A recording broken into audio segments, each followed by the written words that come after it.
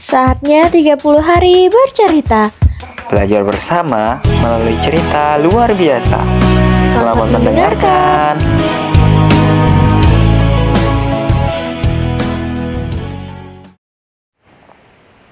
Halo Sobat Hasanah, di 30 hari bercerita kali ini kita akan membahas tentang kisah Jalut dan Talut dalam surat Al-Baqarah. Kisah Talut dalam Al-Quran adalah salah satu kisah yang mengajarkan nilai kepahlawanan sebab ia hadir sebagai representasi sosok pahlawan bangsa Israel di tengah kemerosotan sosial politik dan keagamaan mereka pasca wafatnya Nabi Musa alaihissalam.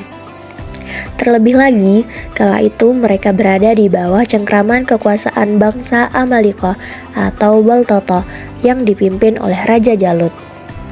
Kisah Talut bermula ketika Bani Israel mengalami masa suram dan gelap selepas kepergian Nabi Musa. Pada waktu itu terjadi krisis keimanan dan perjuangan di kalangan mereka, terutama ketika Yusha bin Nuh, seorang pengikut setia Nabi Musa alaihissalam dan pemimpin agama dan sosial Bani Israel wafat. Akibatnya mereka terpuruk, kehilangan arah dan tujuan seperti domba tanpa pengembala. Tanpa sosok pemuka agama yang berpengaruh, masyarakat Israel mulai melupakan agama. Mereka melakukan berbagai dosa dan penyimpangan yang semestinya tidak dilakukan, seperti membunuh nabi. Tanpa sosok pemimpin, Bani Israel juga menjadi lemah dan akhirnya terjajah oleh bangsa lain, yaitu dinasti Bukhtanasor. Dinasti Bukhtanasor terkenal sangat kejam kepada Bani Israel. Dikisahkan bahwa mereka menahan pembesar Bani Israel, menculik anak-anak, menarik upeti semena-mena, dan berbagai tindakan yang membuat umat Nabi Musa ini sengsara. Kebebasan hidup bangsa Israel direnggut hingga tak tersisa, bahkan mereka diperlakukan layaknya budak. Di tengah penindasan tersebut, Bani Israel memohon kepada Allah untuk mengutus seorang nabi yang dapat menyelamatkan mereka. Padahal sebelumnya mereka selalu membunuh para nabi dan keturunannya. Dan mereka ini kemudian dijawab oleh Allah dengan mengutus seorang nabi bernama Samuel, seorang keturunan terakhir dari keluarga Lawi. Singkat cerita, Samuel kemudian diangkat menjadi nabi, diperintahkan oleh Allah Subhanahu wa taala untuk mengemban dan meneruskan risalah Nabi Musa alaihissalam. Dengan kehadiran Samuel, bangsa Israel berharap mereka dapat mengakhiri penindasan dinasti Bukhtanasor. Untuk memenuhi tujuan tersebut, suatu hari mereka meminta Samuel agar mengangkat seorang pemimpin sebagai langkah taktis melawan Jalut. Mereka berkata, "Angkatlah seorang raja untuk kami. Niscaya kami berperang di jalan Allah." Nabi Samuel mereka menjawab, "Jangan-jangan jika diwajibkan atasmu berperang, kamu tidak akan berperang juga." Mereka menjawab, "Mengapa kami tidak akan berperang di jalan Allah sedangkan kami telah diusir dari kampung halaman kami dan dipisahkan dari anak-anak kami?" Quran Surat Al-Baqarah ayat 246. Kemudian Samuel mengangkat Talut, seseorang yang soleh dan bijaksana, sebagai pemimpin Bani Israel. Namun mereka malah tidak setuju dan berkata, "Bagaimana Talut memperoleh kerajaan atas kami sedangkan kami lebih berhak atas kerajaan itu daripadanya, dan dia tidak diberi kekayaan yang banyak?" Nabi Samuel menjawab, "Allah telah memilihnya menjadi raja dan kamu memberikan kelebihan ilmu dan fisik." Quran Surat Al-Baqarah ayat 247. Mereka sangat kesal dengan terpilihnya Talut, seseorang pengembala miskin dan bukan keturunan Lawi, sebagai pemimpin.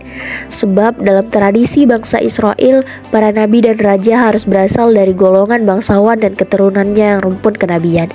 Keengganan mereka ini baru mereda setelah Nabi Samuel menyebutkan bukti de facto kepemimpinan Talut, yakni sebuah tabut. Tabut merupakan peti kayu berlapis emas tempat menyimpan Taurat. Sebelumnya, tabut yang diyakini oleh bangsa Israel membawa ketenangan dan kemakmuran hilang akibat direbut oleh tentara dinasti Bukhtanasor. Lalu malaikat mengembalikannya kepada Talut sebagai bukti bahwa ia telah dipilih menjadi pemimpin kaumnya. Segera setelah pelantikannya, Talut mengumpulkan seluruh kekuatan bangsa Israel, melatih dan menyiapkan taktik pertempuran bagi mereka. Diperkirakan pada saat itu ada sekitar 70.000 pemuda yang berposisi sebagai prajurit dan Talut sebagai jenderal utama. Ia adalah representasi sosok pahlawan bangsa yang memimpin pasukan dengan gagah untuk melawan Raja Jalut yang zalim. Pasukan Bani Israel kemudian bertolak menuju medan peperangan melalui padang Sahara yang kering dan tandus. Di tengah perjalanan di antara Yordania dan Palestina, mereka bertemu sebuah sungai yang penuh dengan air jernih. Melihat sungai tersebut, mereka sangat bersuka cita dan ingin segera melompat di dalamnya. Raja Talut yang melihat kondisi pasukan tersebut serta atas ilham dari Allah Subhanahu wa Ta'ala memperingatkan mereka agar tidak minum secara berlebihan, karena itu dapat mempengaruhi kekuatan pasukan Bani Israel. Jika mereka meminum air tanpa penuh kesiagaan atau secara berlebih-lebihan, maka hampir dipastikan sesudahnya mereka akan terkapar atau bisa saja disergap musuh. Talut berkata, Allah akan menguji kamu dengan sebuah sungai, maka barang siapa meminum airnya, dia bukanlah pengikutku, dan barang siapa tidak meminumnya, maka dia adalah pengikutku, kecuali menciduk seciduknya dengan tangan. Quran Surat Al-Baqarah ayat 247. Tetapi perintah Talut ini tidak dihiraukan oleh pasukannya kecuali segelintir orang yang termasuk Nabi Daud, pemuda yang saat itu belum diangkat menjadi nabi. Sebagian besar pasukan Bani Israel yang tidak mematuhi perintah Allah Subhanahu wa Ta'ala mundur karena takut terhadap pertempuran.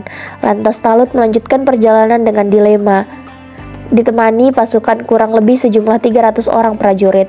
Dalam hal ini, Talut kemudian hadir sebagai sosok pahlawan bagi bangsa Israel dengan semangatnya yang menggebu-gebu.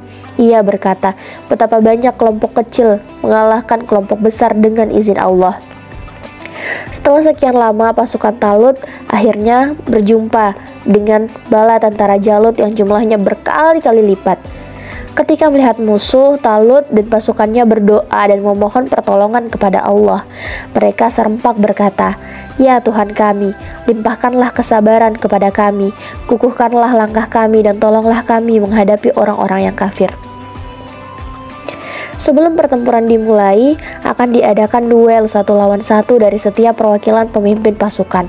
Ini adalah sebuah tradisi peperangan yang turun-temurun kala itu. Jalut kemudian dengan sombong menantang semua pasukan Talut. Namun ketika Talut hendak menjawab tantangan tersebut, seorang pemuda gagah berani yakni Nabi Daud meminta izin untuk melawan Jalut. Dengan izin Allah, Daud alaihissalam mengalahkan dan membunuh Jalut. Dikisahkan bahwa ia membunuh Jalut dengan ketapel yang selalu dibawanya sebagai senjata. 3 buah batu meluncur deras ke kepala Jalut hingga ia tewas. Melihat kematian Jalut, bala tentaranya kehilangan arah dan akhirnya berhasil dikalahkan dengan mudah. Kisah Talut dan Bani Israel dalam Al-Quran ini diakhiri dengan informasi bahwa Allah telah memilih Daud sebagai nabi dan raja bagi bangsa Israel. Allah Subhanahu wa Ta'ala berfirman, Allah memberinya Daud kerajaan dan hikmah dan mengajarinya apa yang dia kehendaki. Dan kalau Allah tidak melindungi sebagian manusia dengan sebagian yang lain, niscaya rusaklah bumi ini. Tetapi Allah mempunyai karunia yang dilimpahkannya atas seluruh alam. Kisah Talut sebagai representasi sosok pahlawan bangsa Israel ini dapat ditemukan dalam Quran Surat Al-Baqarah ayat 246 hingga 251.